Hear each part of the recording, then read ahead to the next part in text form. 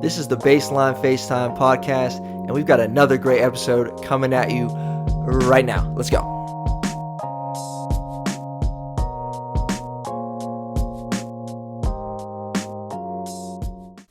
All right, hello and welcome everyone to the Baseline Facetime Podcast. I'm your host, Troy, and we've got another great episode planned today. A lot to catch up on in this 24th episode of the Baseline Facetime Podcast. I can't believe it's already been that many episodes. We've had 3, maybe 4 weeks off during this off-season, this very quick NBA off-season, and we are actually here on the eve of the NBA return, coming at you on December the 10th, kind of an NBA return if we're being honest. The preseason slate is set to begin tomorrow, December 11th, Friday the 11th. And NBA basketball is back, and it seems like, if it does seem like it hasn't left, that's probably because it's the shortest NBA offseason, the shortest offseason in any major sports history, with just 71 days between the Lakers being crowned NBA Finals champions and the start of the NBA season set to begin on December 22nd. That shortened NBA season of 72 games. Hey, again, if you are new to the podcast, welcome. You can find me on Instagram at vancamp22, VANCAMP22, and you can find our page, the Baseline Facetime Podcast on Instagram, just Baseline Facetime Podcast on Instagram, and our email, baselinefacetimepodcast@gmail.com. If you have any feedback, want us to, maybe add a segment, have just something to say about the show, you can email me there, and I'd be happy, to look over what you would have to say. So, again, on the eve of this NBA preseason start tomorrow, there's a lot to review, a lot to think about, a lot to talk about.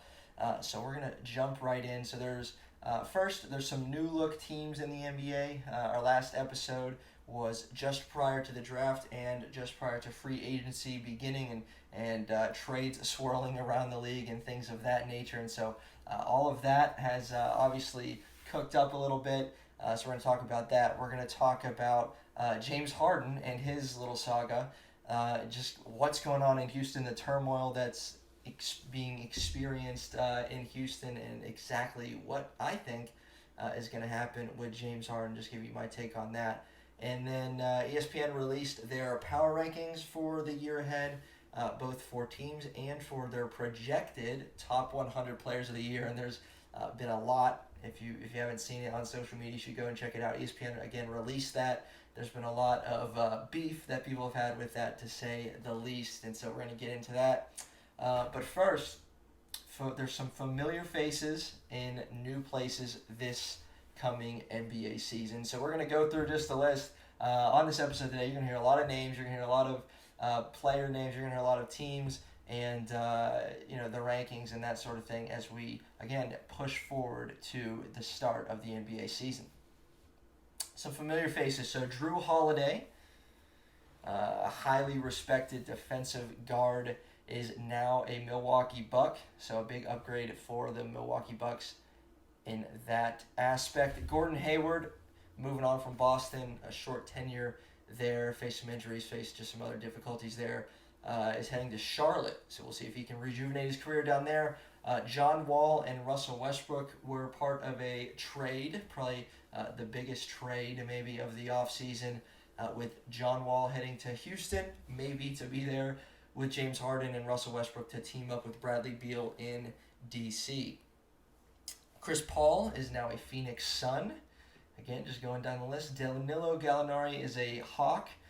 Danilo, high teens, low 20s, average per game scorer. He can really fill it up. Look for him and Trae Young to be pretty good together. Another one going to the Hawks is Rajon Rondo. So just to fill you in on what's going on with the Hawks, they're looking to make a push possibly toward the playoffs this coming year. Steven Adams is now a Pelican. As soon as that happened, I think the funniest tweet or something that I saw was, man, imagine getting screened by Steven Adams and Zion Williamson in one game. Those two are big, and now they make up the same team. with the New Orleans Pelicans. Tristan Thompson is now to the Celtics. Some much needed big depth for the Boston Celtics, maybe even just some added defense and rebounding, of course, for them. Kelly Oubre to the Warriors. Montrezl Harrell, probably the biggest surprise, is not traveling very far. I don't think he has to move. He's going from the Los Angeles Lakers to the he's going from the Los Angeles Clippers to the LA Lakers. So a big one there as the Lakers get the reigning sixth man of the year. And again, Lakers are coming off a title. And so they're adding another piece there. Again, with the Lakers, they got Dennis Schroeder this year. They got Wes Matthews, some added guard depth. Serge Ibaka to the Clippers. My Philadelphia 76ers have moved on from Al Horford. You can hold your applause on that one. I'm very, very happy and excited about that. It just did not work out. Danny Green and Dwight Howard and Seth Curry are all in for the new look Philadelphia 76ers, again coached by Doc Rivers. And Al Horford got shipped off to the Oklahoma City Thunder. Josh Richardson is out as a Sixer to the Dallas Mavericks. Robert Covington is now a part of the Portland Trailblazers. All right, so those are some of the big names in new places coming up this year. And we're going to get into some of the impacts of those teams, maybe preview a couple of those teams later on in the episode. The NBA draft also happened here recently. Anthony Edwards was taken with the number 1 overall pick out of Georgia to the Minnesota Timberwolves. Look for him to hopefully make an early impact along with Cat and deloading D'Angelo Russell down or up in Minnesota. James Wiseman to the Warriors, a big man that they can add as they get Steph Curry back. Klay Thompson will not be back, it appears, with a pretty serious knee injury back at the beginning of camp or so, I believe. LaMelo Ball to the Charlotte Hornets. All right, that's a big one. LaMelo Ball to the Hornets. We'll see how he can fare down there as he teams up with Gordon Hayward, his new teammate. Obi Toppin picked 8th overall. So those were the top 3. 8th overall was Obi Toppin to the Knicks. Look for him to try and make an impact in New York. I personally think that he's the most NBA ready out of the NBA draft class. I think he's going to have a really standout year. I'm not saying that the Knicks are going to be anywhere near the playoffs, but I think that they're going to be very happy with that pick for once. The Knicks did it right, and I think got a steal in Obi Toppin with the 8th overall pick. All right, so those are some of the big names who are on a different team this year, on a brand new team as a rookie this year. So with all that being said, let's walk through these ESPN power rankings that have just recently dropped their power rankings for training camp and looking ahead. Obviously a preseason power ranking. Lakers, no surprise there, at number 1. The Milwaukee Bucks stand right behind them at number 2, followed by the new look, finally highly anticipated Brooklyn Nets featuring Kevin Durant and Kyrie Irving. The Clippers with Kawhi Leonard and Paul George. Paul George just today, I believe, signed a max extension. So shout out to Playoff P for that. The Miami Heat, the surprise from the bubble last season, coming in at 5th on ESPN's power rankings, followed by the Mavericks, Nuggets, Celtics at 8, 76ers at 9, and the Toronto Raptors. And so, looking down that list, there's not a whole lot that is surprising. I think another notable one was the Atlanta Hawks, who I think are a team that is on the rise again, trying to make that playoff push. They were around 20th in the power rankings, and I think they're one of those teams that have gotten better this offseason. So the Hawks, not only have they added Rondo, but they've added Bogdanovic and Danilo Gallinari. As mentioned earlier, I think he's going to pair very well with Trae Young. And don't forget, they also have Clint Capella holding it down in the front court for them. And, of course, Trae Young looking to just improve upon a fantastic season that he was able to have this year. I think the Lakers got better. I think they're a team that, it's title or bust again for them. They have all the pieces in place, if not a better team, to win the NBA Finals again. I think the West is going to be a little more difficult for them this year. But to add guys like Montrezl Harrell, to add Dennis Schroeder, to add a couple other guys in Marc Gasol. I mean, the big one is Montrezl Harrell. I think he's going to make a tremendous impact for them. We know what he was able to do with the Clippers. Sixth man of the year. Just an offensive machine, really, really good and solid in the pick and roll. The guy can play, and I think the Lakers are going to utilize him well. I don't look for him to even take a step back in any way. I think he's going to continue to improve upon where he was, where he left off with the Los Angeles Clippers. So I think they're a team that has improved. I think the Bucks have improved. I think that they had a relatively, quiet offseason. Obviously, the Giannis contract situation is big. But to go out and get a Drew Holiday, who is a veteran guy who's going to come in and do his job and do it well, and he's arguably, and around the league, he's maybe respected as the number one, number two defensive guard in the league, and so that's something that they needed. And good offensive player as well. He's just good. And Drew Holiday is just good. If you don't know much about him, he's a solid player, and he's going to help the Milwaukee Bucks a lot. I think that's a big acquisition for them. The Nets, obviously, the new look Nets. Now, this is not necessarily from acquisitions made this year, but with a healthy Kevin Durant and a healthy Kyrie Irving, look out for them this year. Obviously, ESPN is high on them in their top 5. Coming in at number 3 on those power rankings. I mean, these are two, in KD and Kyrie Irving, these are two of the most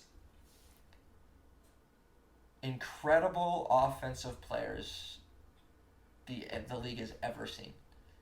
You've got a Kevin Durant who's basically 7 foot, who can dribble like a guard, who can, finish at the rim, who can post up, who can shoot off the dribble, who can knock down the three, who's, a borderline 50, 40, 90 guy every time he steps on the floor.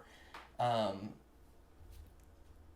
then you've got Kyrie Irving, who's arguably the best ball handler the league has ever seen, who can finish around the rim, as crafty as anyone at his stature has ever been able to finish around the rim. These guys are just amazing at what they do. And I'm looking forward to it, even though they're in the Eastern Conference with Philadelphia. I'm looking forward to see, these new look Nets and see just how well these two can pair up. Again, they're two of the most uniquely gifted offensive weapons that we've ever seen. Two of the most gifted weapons that we've seen from like an ISO ball even kind of standpoint, and now they're on the same team. And that's going to be really, really neat to watch. I think that's just going to be some really good basketball. So look out for the Nets this year. The Suns have obviously improved, adding Chris Paul and Ricky Rubio heading out. Watch out for the Suns this year, trying to win with that new big 3 of Chris Paul, Devin Booker, and DeAndre Ayton out in Phoenix. Look out for them. I think the Philadelphia 76ers, yes, of course, I'm going to say how they've improved. I think they've improved in terms of fit.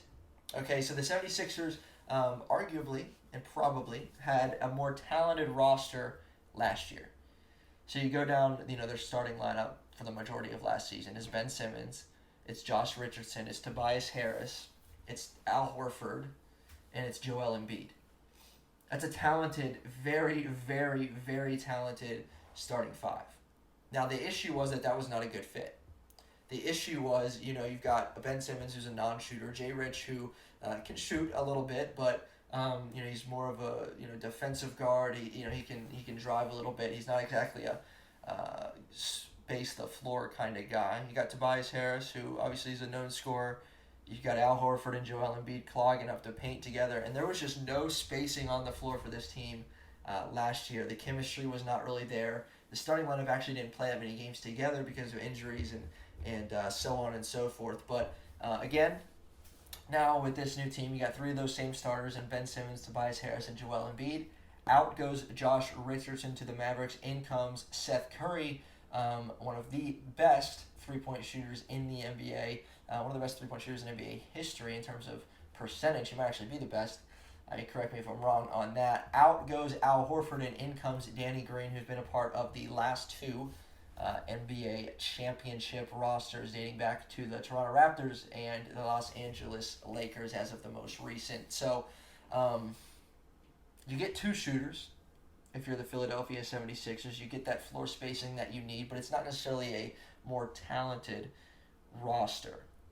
All right, with those two coming in to this potentially be in that starting lineup, shifting Tobias Harris to the 4 and Danny Green to the 3, Seth Curry to the 2-guard position. But if history has anything to do with this, the stats show that when you put Ben Simmons and Joel Embiid on a court together and they are surrounded by shooters, so now you've got 3 guys out there who might be able to shoot at the very, very least, they're going to shoot in the upper 30s percentage-wise, might have 1 or 2 of them in the 40s or around 40%, and that's significant. And so history says you surround these guys with shooters, they are a great offensive basketball team. And dating back to Ben's rookie year, when the Sixers surrounded him when the Sixers surrounded Ben Simmons with the likes of J.J. Redick and Marco Bellinelli and Ersan Ilyasova, Robert Covington, who's a pull-up 3 kind of guy, catch and shoot pull-up 3 kind of guy, and a 3-and-D guy. They surrounded Ben Simmons and Joel Embiid with those pieces who could shoot, and they were a very, very, very efficient offense. So look for the Sixers to hopefully get back to that again. Just a great fit. I'm excited to see the new look 76ers again, coached by Doc Rivers. Now let's talk about James Harden. Okay, so over the last, few weeks, James Harden has been in with the Rockets. I'm all in. James Harden has been, I want to trade, I want to leave. James Harden has been, no, I'm in COVID protocol, I can't show up to camp. James Harden has shown up to Houston, but now he's got trade requests. He says he wants to go, or the rumor is that he wants to go to either Philadelphia, he wants to go to the Brooklyn Nets. Those were the 2 original teams. And the latest is that he could see himself going to Miami or the Milwaukee Bucks, which pretty safe to say that if James Harden does land on any of those rosters, they become the Eastern Conference favorites. Like, that's probably fair to say if he goes to one of those 4 powerhouses in the Eastern Conference.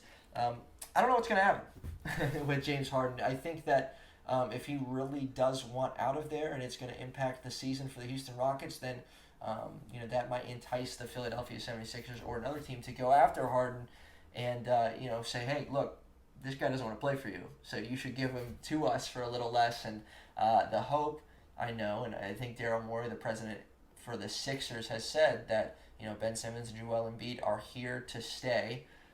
So we'll see if that happens. I would not want to see Ben Simmons go for James Harden. We'll see what of those 4 Eastern Conference teams can put together a package without giving up their stars. The same thing for the Brooklyn Nets. They're not going to give up Kyrie and KD, but can they piece enough together, maybe centered around a Karis LeVert and 1 or 2 others and a lot of draft picks, and go and get James Harden? We'll see if that can happen. Same for the Sixers, same for the Bucks, and same for the Heat. I read today that I think the Heat have been unwilling to put Tyler Hero into a trade for James Harden, into another piece for James Harden. They haven't been willing to do that, so we'll see. I know the Houston Rockets want Ben Simmons, and the Sixers would not have to give a lot up in order, in addition to Ben Simmons, they're going to pursue James Harden. Seen a lot of takes on that, seen a lot of guys that know a lot of NBA basketball that have said, it's a no-brainer. The Sixers should go after James Harden, even if that means getting rid of Ben Simmons. I've seen other guys that say, no, you don't trade Ben Simmons. He's one of your cornerstone pieces. He's a improving, rising star. He's 6-7 years younger than James Harden. You keep him, and you mold him into the player that everyone wants to see him be. So we'll see what happens with this whole James Harden situation. Will he be paired with his new backcourt mate in John Wall, or will he move on to a team potentially in the Eastern Conference? Time will certainly tell on that one. So now, one of the more fun segments as we wrap up is this ESPN NBA player rankings predictions. So those are their projections for the coming year. Who are the best players this season. Number 1, you might have guessed it, LeBron, AD at 2, Giannis at 3, Luka 4, Kawhi 5, KD at 6, Steph at 8, and Lillard at 7. But, KD and Steph obviously coming off of injuries. James Harden at 9, and to round out the top 10, Nikola Jokic with that 10th spot. Some other notables and just some interesting things to note and to show that ESPN bias for Zion Williamson. Zion was listed at number 19, but listen to the players that he is listed ahead of. You got Paul George right behind him at 20. You got Jamal Murray, who exploded in the NBA bubble at 21. Bradley Beal, who had a career season, averaging almost 30 points a game with the Wizards at 22. Cat, 23. Kyrie Irving at 25. You'd have told me that 3 years ago. I'd have thought you were crazy. Hopefully he can get back to his, Cleveland days for the Brooklyn Nets. Trae Young at 29. Russell Westbrook, 36. Kemba Walker, 48. So those are all notables that Zion Williamson is ahead of on this list. So obviously ESPN is projecting a big year out of Zion. Lonzo Ball at 54. Listen to the players that he is ahead of. He's ahead of Zach LaVine. He's ahead of D'Angelo Russell. He's ahead of Aaron Gordon. And he's ahead of DeMar DeRozan, who is listed at number 82. Yes, you heard me correctly. DeMar DeRozan is listed as the 82nd best player according to ESPN in the National Basketball Association. That's pretty wild. So we'll see. I don't know. Maybe they know something we don't know. But I would not have DeMar DeRozan listed at 82 on my top 100 players in the league. Another interesting thing to point out, this list had Bam Adebayo at 13, followed by Joel Embiid at 14, so 2 centers. Embiid following up on Bam Adebayo. I don't know necessarily if I would have it that order.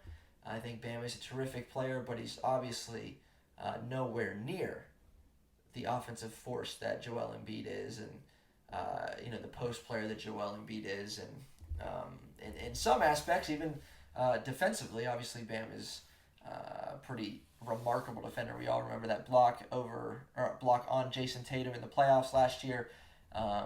So just something worth noting. Ben Simmons is at 16, right behind Chris Paul, who is listed at 15 on the ESPN NBA Top 100 Player projections. So just thought we'd run through that. Obviously a busy offseason, busy couple months going around the league, and a lot to look forward to, as the NBA is just 12 days away from tipping off. Preseason actually starts on Friday, December 11th, in this interesting year that it's going to be. I can't wait for it. We've seen college basketball is underway, and there's been a lot of cancellations, a lot of postponements, but it's just good to see basketball back in action and not, in this bubble like it was down in Orlando over the summer, but summer and into the fall. But to see these guys, in their home arenas, and it's going to be cool. So looking forward to the NBA season. I'll definitely be back with another episode here soon to, get ready as we inch closer to the NBA season. That's all for now. Again, look us up, Baseline Facetime Podcast on Instagram. You can email us, baselinefacetime@gmail.com. Thanks for tuning in, and everybody stay safe out there. And hey, we are 12 days away from the NBA season. Couldn't be a better feeling. We'll see you next time.